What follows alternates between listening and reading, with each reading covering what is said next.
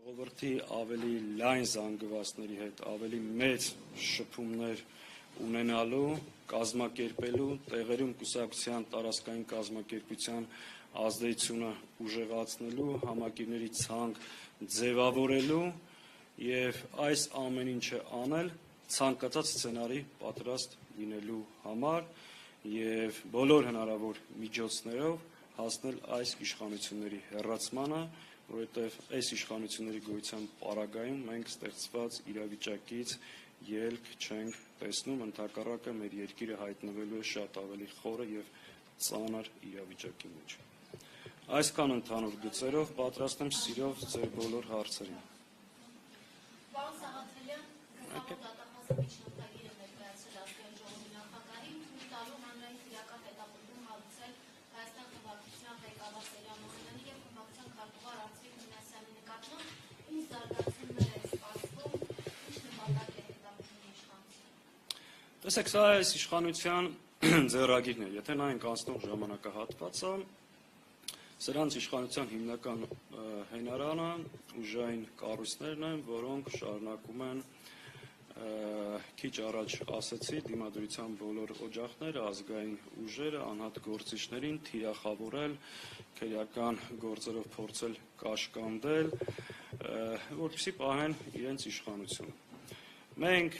մեր մարտավարությունը, այսպես ասած, մասնակցելու ենք ազգային ժողովի այդ նիստին,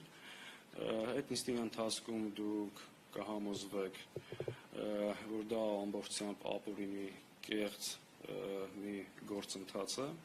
իսկ ինչ վերաբերում է գլխավոր դատախազի հերթական այս նախաձեռնությանը, մեկ անգամ եւս պետք է փաստել, որ գլխավոր դատախազը շարունակում է մնալ Նիկոլ Փաշինյանի օգնականի կարգավիճակում եւ այդ կերպարից չի կարողանում դուրս գալ եւ գլխավոր դատախազը իրականում ոչ թե պետք է քրեական հետապնդում հարուցեր Արծվիկ Մինասյանի դեմ, այլ պետք է գլխավոր դատախազը ընթացք տար Արծվիկ Մինասյանի կողմից դատախազություն ներկայացված Նիկոլ Փաշինյանին պետական դավաճանություն կատարելու մեղադրանքով հաղորդմանը։ Այդ ժամանակ կստացվեր, որ դատախազը իրականում զբաղվում է պետական շահերի պաշտպանությամբ, երբ որ ընթացք կտար նրա Նիկոլ Փաշինյանի պետական դավաճանության հաղորդմանը։ Հակառակ պարագայում ինքը շարունակում է մնալ գործիք Նիկոլ Փաշինյանի ձեռքում ապօրինի հետապնդումների համար։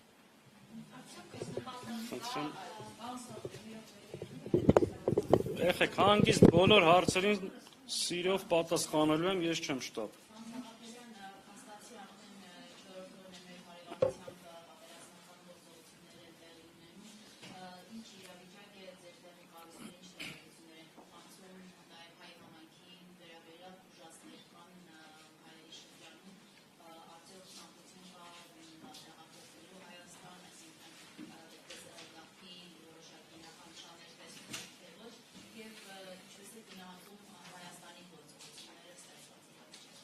Տեսեք, առաջին օրվանից շնորհակալություն հարցի համար, առաջին օրվանից մենք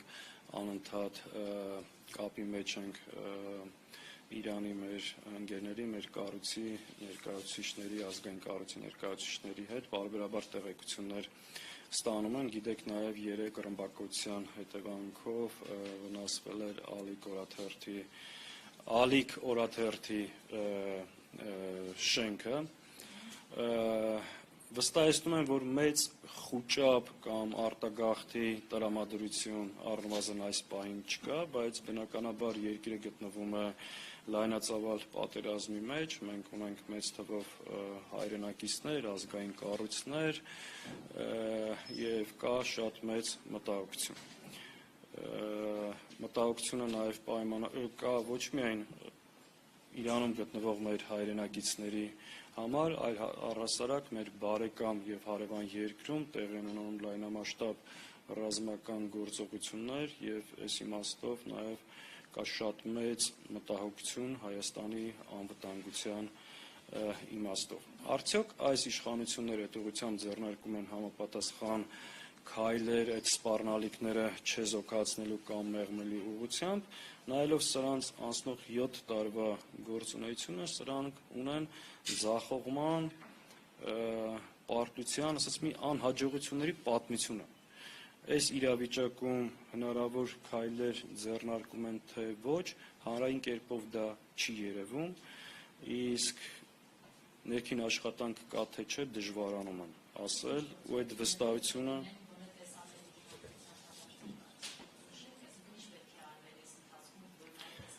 Գիտեք, նախ այս սպառնալիքը տարածաշրջանում եւ այս պատերազմի խոսակցությունը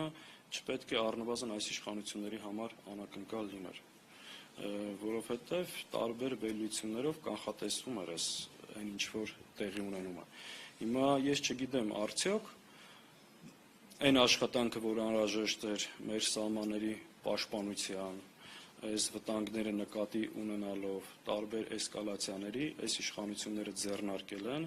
եւ դրա ուղղությամբ համապատասխան աշխատանք արել են։ Այդ աշխատանքները պետք է լինեին այս ուղղությամբ, որովհետեւ այո, այդ վտանգը առնվազն Սյունիքի մասով կամ Նախիջևանի ուղղությամբ կա։ Հիմա արդյոք այս իշխանությունները դա կանխման համար համապատասխան քայլեր արել են, վստահ չեմ։ Այսինքն եթե անեին, այդ ուղղությամբ պետք է անեն։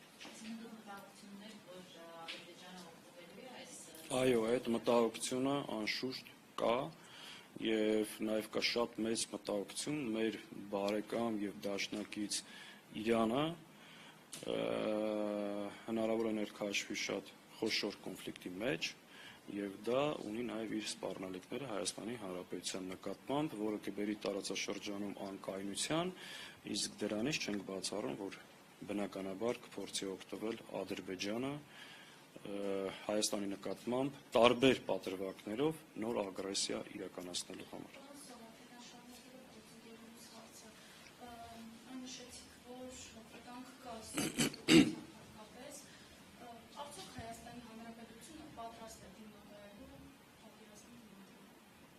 Ես քիչ առաջ դրա մասին խոսեցի։ Տեսեք, 20 թվականի պատերազմից անցել է 5 տարի։ Դուք տեսել եք այս իշխանությունները ձեռնարկած քայլերը, մենք արդյոք այս մեր երկրի առջև կանգնած մարտահրավերները նկատի ենք ունեցել, մեր հասարակությանը, մեր բանակը, մեր պետությունը, մեր ենթակառուցվածքները պատրաստել ենք նման իրավիճակների եւ հավանական ագրեսիան դիմագրավելու համար։ Բացարձակ եղել է հասարակության պառակտում, բանակի թիրախավորում, ազգային կառույցների թիրախավորում եւ ամենակարևորը շարունակ հասարակությանը տանել հուսալքության, որ որևէ բան հնարավոր չի եւ սրանց կեղծ քողարկված խաղաղության քարոզի տակ հասարակության նաեւ զգացմունքների իրավիճակը բթեցնելով կանգնեցնել նոր պատերազմի առաջ։ Սրանք մեր պաշտպանությանը սպառնալիք են։ Հետևաբար դա չեն կարող ապահովել, խնդրեմ։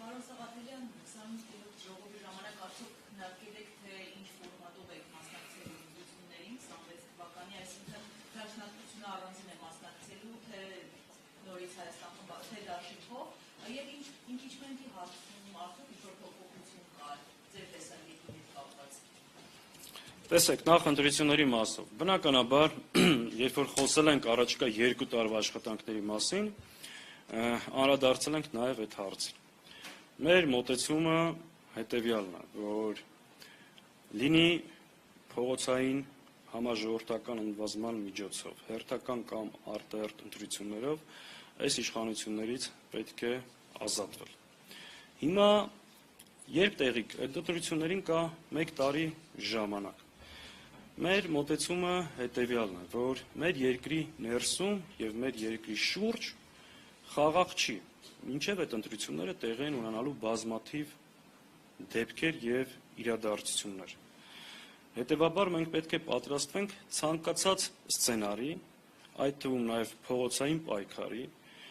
եւ երբ որ կգա ընտրությունների ժամանակը ու տեղի կունենան այդ ընտրությունները, այն ժամանակ մենք կքննարկենք այդ ընտրությունների մասնակցության ձևաչափը, ինչ օրակարգով, ինչ մոտեցումներով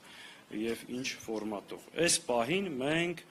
այդ հարցին չենք անդրադարձել, որովհետեւ նաեւ դրա իմաստը չենք տեսել։ Օրինակ, մենք միշտ պնդել ենք ու հիմա էլ կանխատեսում ենք, որ մինչև ընտրությունները բազմաթիվ իրադարձություններ են տեղ ունենալու։ Օրինակ, արդյոք սա մինչև ընտրությունները չի կնքելու կապիտուլյացիայի պայմանագիրը, որ ինքը ներկայացնում է խաղաղության համաձայնագիր։ Այսինքն, ինչ եմ ուզում ասել, որ մինչև ընտրությունները կա 1 տարի ժամանակ, իսկ մինչև ընտրությունները կա տեղի ունենալու տարբեր իրադարձություններ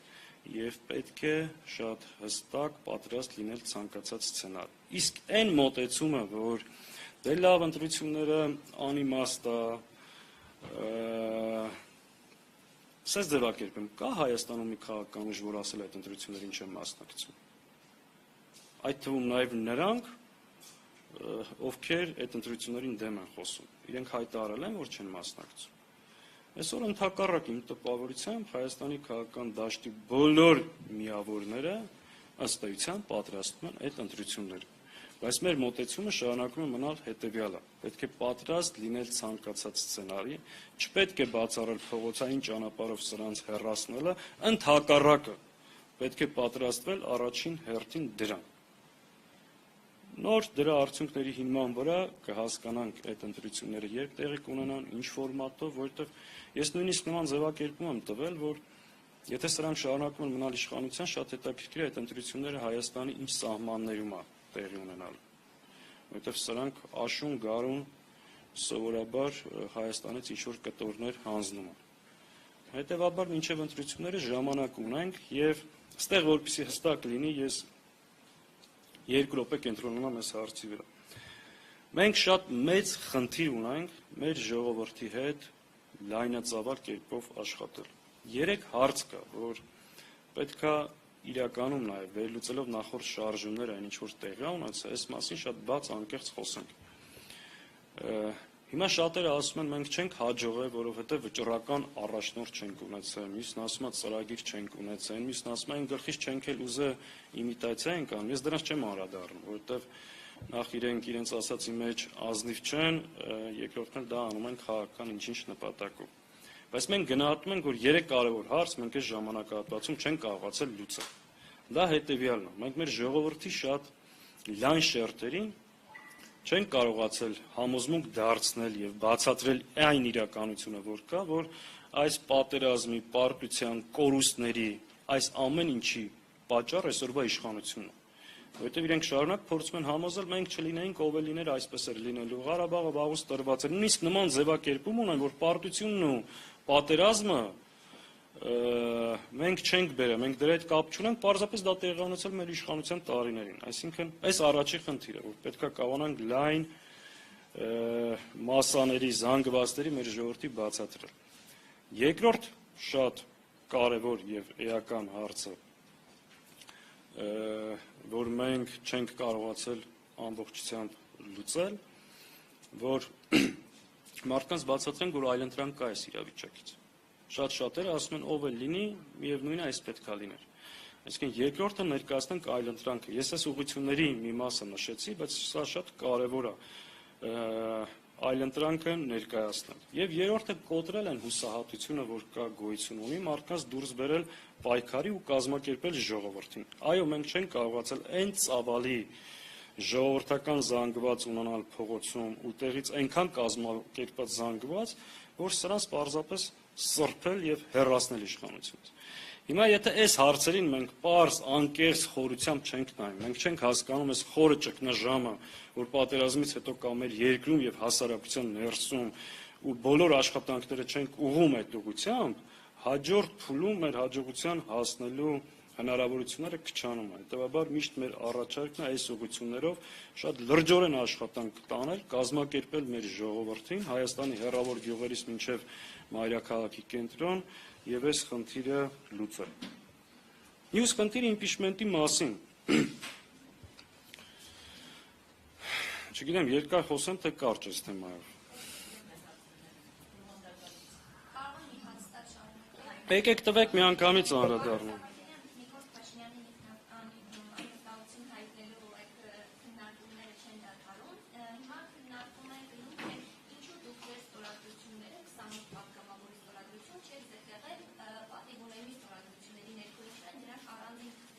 Արդյոք սա չի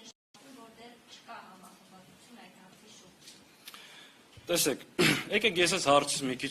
հեռվից գամ, որ այս շղթան պարզ լինի, որովհետև այս մարդկանց մոտ այնքան շփոթ է առաջացել։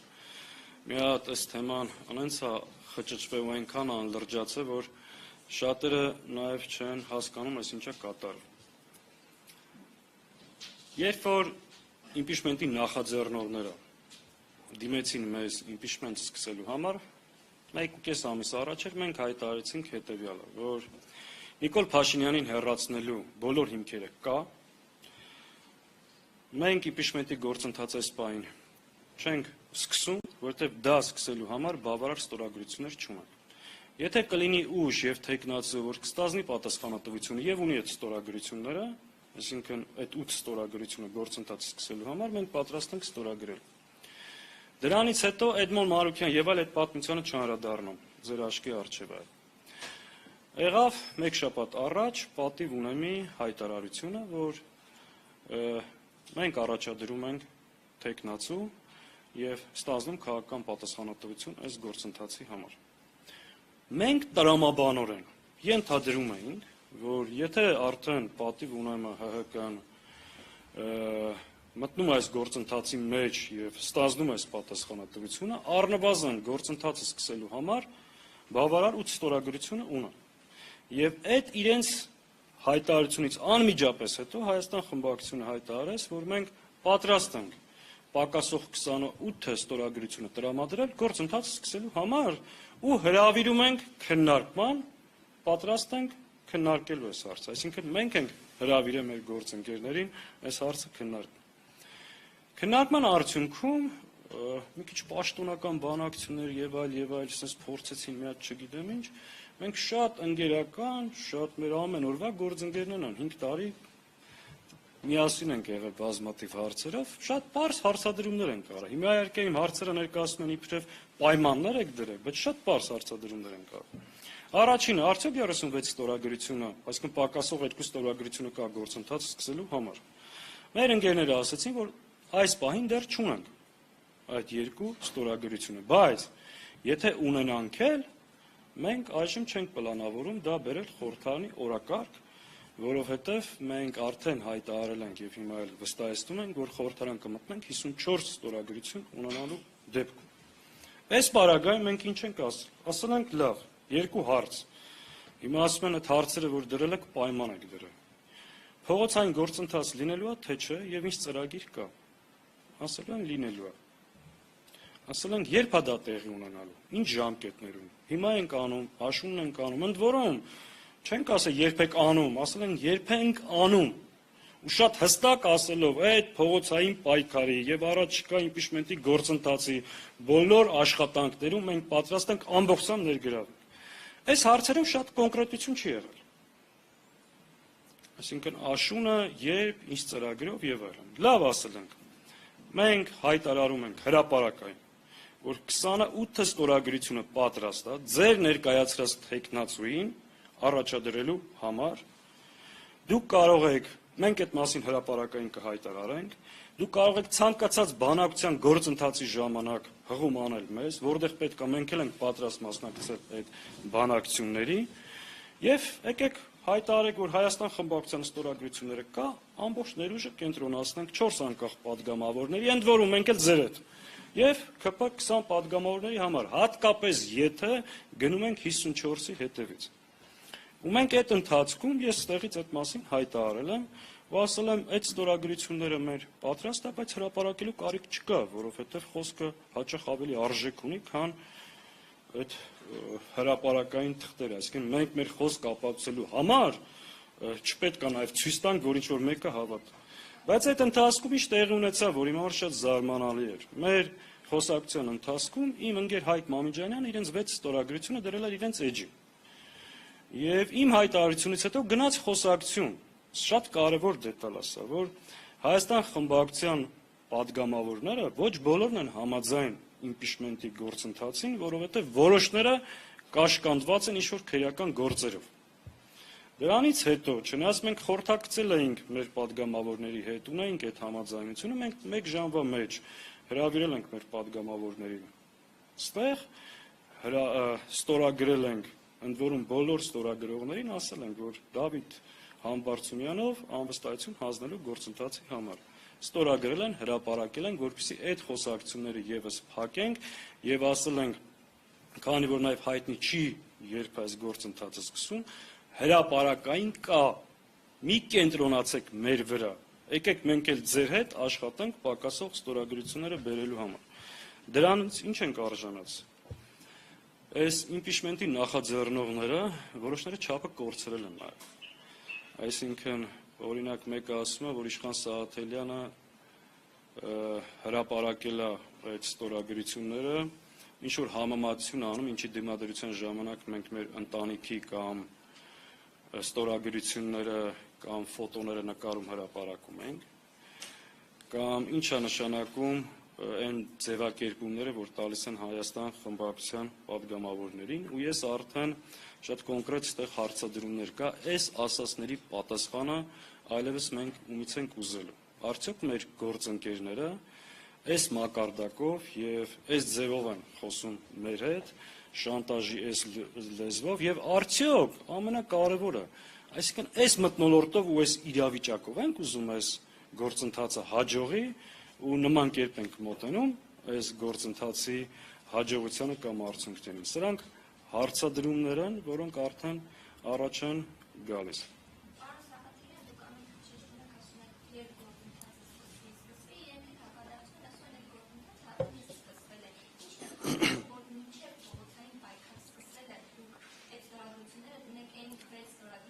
Հրաշալի։ Իսկ կարող եմ մի բան ձեզ հարցնել։ Իսկ ինչ է խանգարում, երբ որ հրապարակային հայտարարությունը հիմք ընդունենք ու անցնենք առաջ։ Իսկ ինչն է խանգարում, երբ որ խորհրդարան մուտք կլինել, անելուց կլինեք, որտեղ Սահմանադրության 115-րդ հոդվածը ասում է, որ իմպիչմենտի գործընթացը սկսվում է պատգամավորների 1/3 ստորագրության պարագայում։ Այսինքն, երբ որ այդ գործընթացը անելու կլինեք, այդ ստորագրությունները կա։ Իսկ, այսինքն հարցեր են չի առաջանում, ինչի։ Քաղաքական ուժը, երբ որ հրապարակային հայտարարություն է անում, դրանից այնքան հիմք չկա։ Այսինքն, եթե այսօր գնացել եք խորհրդարան, այս մարդիկ հայտարարել են, ինչի չեք եթում են 4 անկախ պատգամավորի, ինչի չեք ուզում ԿՊՌ-ականներից այդ ստորագրությունները։ Մենք հայտարարել ենք, մենք ասել ենք, եթե շարունակում է թիրախավորումը ստեղ, ուրեմն արդեն այդ նպատակի շուրջ մի շարք հարցականներ է առաջարկում։ Այս չվստահությունը շատ վատ բան է։ Եթե չեն վստահում, թող ասեն չեն վստահում։ Դուք պատկերացնում եք այն քաղաքական ուժով այդ մասին շատ հստակ հայտարարություն արել, գործընթաց լինի ու հրաժարվի այդ process-ից։ Իսկ ինչ է նշանակում չեն վստահում։ Ես չեմ լսել այդպես բան են ասել։ Եթե այդպես բան են ասել, դա էլ է։ Իսկ գուցե այլ նպատակ կա այս ամեն ինչի տակ։ Այսօր ձեռնպահ կմնամ դրա մասին խոսելուց, բայց ստեղ էլ մի կարևոր բան ասեմ, որ իմ ընկերներին ասել ենք, ստեղ հայտարարել եմ, հիմա եւս կրկնեմ։ Խոսակցության ժամանակ նաեւ շատ հստակ ասել ենք, որ մեր այս խոսակցությունը սրանով չի փակվում։ Եթե process-ը ձգվում է աշուն, ու աշնանն այդ գործընթացները տեղի ունենալու, մենք չենք փակում այս խոսակցությունը։ Մենք մեր գործընկերների հետ երբեք շանտաժով, պարտադրանքով կամ վիավորանքով չենք խոսը։ Իսկ եթե հասկանանք, ինչ որ մարդկանց միջոցով այս ճանապարհով են ուզում հարցերի լուծման հասնեն, վստահեցնում եմ ձեզ, դա ոչ միայն այդ հարցերի հաջողության հասնելուն միտված չեն, այլ լուրջ խոչընդոտ են։ Ու այն ժամանակ արդեն լուրջ կասկածներ են առաջանալու այս գործընթացի լրջության ու իրական արդյունքի հասնելու նպատակի հարց, որովհետև մենք այդպես չենք պատկերացրել այն հարաբերությունները, որ հիմա կա ու տեղի ունեն։ Ով։ Ժողովուրդ, մեկ անգամ եւս դուք պատկերացնում եք հիմա այս հայտարարությունից հետո, եթե իրավիճակ լինի, մեզանից մեկը այլևս ուզենա զբաղվել քաղաքականությամբ։ Պաշտոնական 28 հոգի հրապարակային հայտարարություն արել այդ մասին։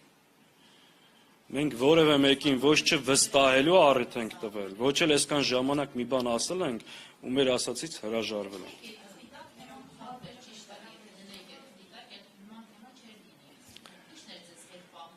մի հատ թղթի հետ կապված էլ մի բան ասեմ, էլի։ Մեր հանդիպման ժամանակ մենք այդ թղթը չենք տեսել։ Ես այդ թղթի մասին առաջինը տեսել եմ եթերով։ Բայց խնդիրը նույնիսկ դա չի։ Իրոք դա չի։ Հրապարակային կերպով ասել ենք։ Հիմա այն ինչ որ տեղի ունենում այս պահին, տեսնում եք էլի։ Այսինքն այդ մենք ասում ենք կա անցեք առաջ կենտրոնացրեք ուրիշ տեղ։ Եթե ամբողջ նպատակը կենտրոնացնելն է մեր վրա, ու այս ձևով խոսել, խնդրեմ։ Այսինքն արդեն տպավորությունա, որ զբաղմունք չկա, անելիք չկա, օրակարգ չկա, դաշտը լցնելու ու երևալու ինչ որ process է։ Դուք, այսինքն, այս կարևոր գործընթացը, այս մակարդակով, այս մոտեցմամբ, այս մարդկանցով, հա, ու լուրջ է այս ամեն ինչ։ Խնդրեմ։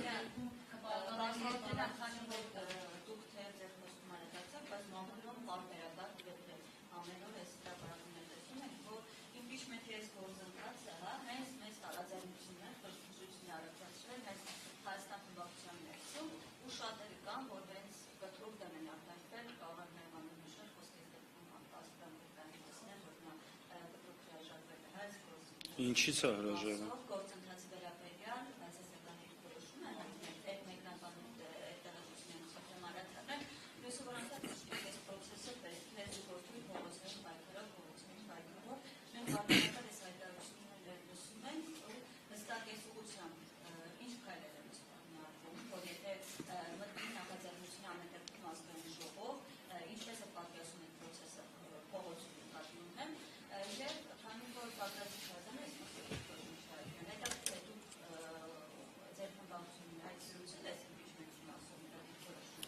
Բակրատ Սրբազանի հետ բարբերաբար հանդիպում ենք, զրուցում ենք, ինքը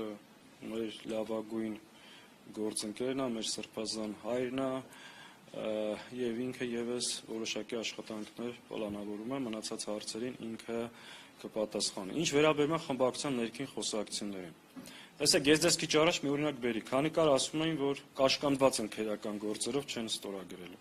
Սրանք բոլորը խոսակցություն են։ Ի տարբերություն շատ տեղերի, խմբակցությունում տեղի ունենում շատ առողջ խոսք ու զրույց, քննարկում, այո, երբեմն կոշտ հակադարձումներ, բայց վերջում այն ինչ որ որոշում են խմբակցության падգամավորները, որոշում են միասնաբար եւ մինչեւ վերջ այդ որոշմանը տեր են կանգնում։ Ու այն ինչ որ ասացիք մեր ասպրամի համար իրականության հետ որևէ կապ առնչություն չունի։ Իրականում խմբակցության նիստերում շատ տարբեր կարծիքներ կարա լինի, նույն դաշնակցության падգամավորների մեջ կարան տարբեր կարծիքներ լինեն, որը նաև մեր առավելությունն է այդ քննարկումների ժամանակ ոչ թե հրահանգով, այլ ազատ յուրաքանչյուր իր կարծիքը ասելու, բայց վերջին հաշվով ինչ որ որոշում ենք, դա բոլորիս որոշումն է, ու մինչև վերջ պատվով առաջ ենք տանելու։ Իսկ ինչ վերաբերվում է, ինչ ծրագիր կա փողոցային, ինչպես է իմպիչմենտը հասնելու օրակարգ, ինչ քայլերի հերթականությամբ, այս հարցը պետքա տակ մեր գործընկերներին, ովքեր այս process-ը նախաձեռնել են։ Մենք նորից եմ կրկնում, շատ հստակ եւ ուղիղ ասել ենք, շատ ուղիղ եւ հստակ ասել ենք, որ պատրաստ ենք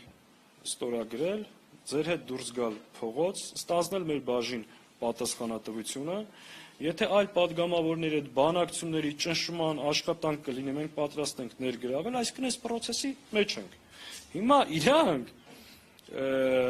այլ ուղղությամբ են տանում այս ամեն ինչը, խնդրեմ, իրանց իրավունք։ Պարոն Սաղաթելյան, փողոցային պայքարներ Տեսեք, ես դրան կարծում շատ մանրամասն խոսեցի դրա մասին։ Մենք պետք է ու մեր ժողովի հիմնական ուղղություններից մեկը դա է, ամբողջ ծավալով աշխատենք մեր ժողովրդի հանրության լայն շերտերի հետ, կազմակերպենք այն բացթողումները, որ ունենք մինչև հիմա չեն կարողացել լիարժեք լուծել, կարճ ժամանակում այդ հարցերը լուծել եւ պատրաստ լինել ցանկացած սցենարի։ Ես հիմա ձեզ ինչ որ ժամկետներ չեմ ասի, բայց դա մեր հանձնառությունն է պատրաստվել այդ աշխատանքներին եւ պատրաստ լինել ցանկացած սցենարի։ Դուք առաջիկայում ես տեսնելու եք շատ ավելի հաճախ Հայաստանի բոլոր տարածքներում, գյուղերում, մարզերում, քաղաքում տարբեր ձևաչափերով, ֆորմատներով շփումներ, մարդկանց բացատրել, կազմակերպել եւ դուրս բերել համաժողովրդական մի այնպիսի շարժման, որ կարողանանք այս խնդիրը մեկը միշտ եւ վերջնական լուծել։ Պարոն Սաղաթելյան, եթե կարծես թե ընդդիմությունը իմպիչմենտի խաղով ընդունիկ է խաղում եւ համաձայնության չեք գալիս, չեք կարծում, որ ձեր այս պասիվությամբ Նիկոլ Փաշինյանին հեռացնել ավելի դժվար է լինելու։ Տնտունիկի մասով անկեղծ ասած մի քիչ էլ որ sense գնա, այո, այդպես է լինելու։ Եվ եթե որոշ շրջանակներ ինչ որ ոգևորում են եւ այլ, բայց հանրության ընկալում այս ամեն ինչին բավականին բացասական է, որովհետեւ հաշվի առնելով մեր երկրի արժեվ կանգնած մարտահրավերները, այն խնդիրները, որ կան եւ գոյություն ունեն, եւ սրան հեռացնելու շուրջ իրական գործնական հետեւողական քայլեր անելու փոխարեն այս ընդդիմադիր դաշտի միավորներ իրար հետ այս տոնով խոսելը, այս ամեն ինչը անել, այո, սա բխում է այսօրվա իշխանության շահերից եւ շատ հաճախ,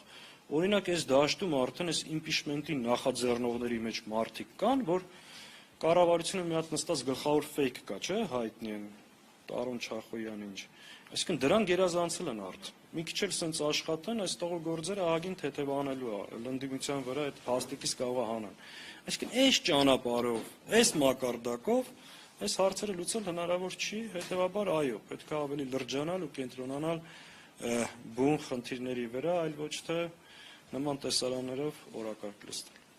Վերջի հարցը Կարինե ջան, դուր ավարտ։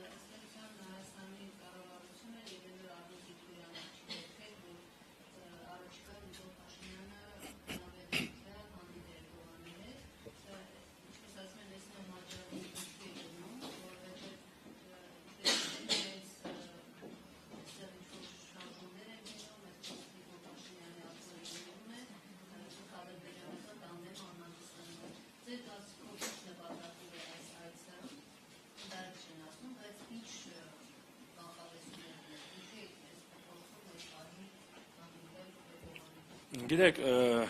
ակնհայտ է, որ այցի մանրամասները դեռ գաղտնի են պահում, այդ թվում նաև օրակարգը, բայց մի բան ակնհայտ փաստ է, որ Հայաստանի իշխանությունները շատ հստակ ուղղորդվում են Թուրքիայի կողմից եւ հետեւողականորեն կատարում նրանց պահանջները։ Եվ այո, սրանց այս դենացիոնալիզացիայի ծրագիրը, որ սկսել են հայկական ինքնության դեմ պայքարի, դա արվում է ուղիղ թշնամական երկրների թելադրանքով։